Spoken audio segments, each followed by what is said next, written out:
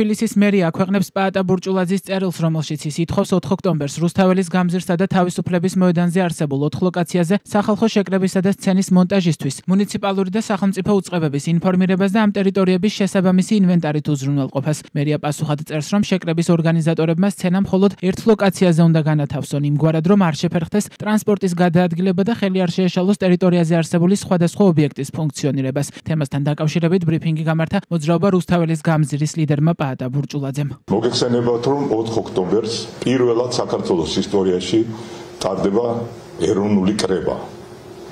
ჩვენ, როგორც კონსტიტუციაში გიწერია, როგორც კანონში არის, ასევე მივმართეთ მერიას და შევატყობინეთ.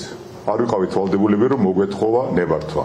შევატყობინეთ, რომ საქართველოს მოსახლეობა ატარებს ეროვნულ კრებას. მაგრამ მივიღეთ ისეთი პასუხი დღეს, რომ ძალიან ბევრი შეიკრიბებითო და ერთი სცენა დადგითო.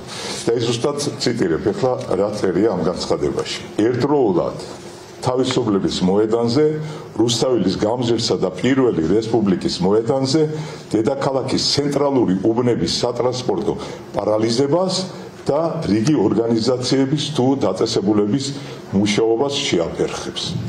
ეს მნიშვნელოვანია, ხო? ბატონებო, ეს არის უმნიშვნელოვანესი კრება, რომელსაც ჩვენ ვატარებთ და ერთი რამეა, აი ამის დამწერს მე ვამბობ, ნუ გეშინიათ. ჩვენ მშვიდობიანად მოვდივართ. ჩვენ კანონს არ დავარღვევთ. ჩვენ ვართ მშვიდობის მოყვარე ხალხი, რომელსაც გვინდა ჩვენი ქვეყანა იყოს თავისუფალი. ამიტომაც კონსტიტუციის დარღვევა არ იქნება, გვეკუთვნის ჩვენ ეს ჩვენი კონსტიტუციით, კანონს ჩვენ არ დავარღვევთ, ოღონდ ჩვენს გაფრთხილებთ. თქვენ არ დაარღვევთ კანონი და მოიქეცეთ კანონის ფარგლებში.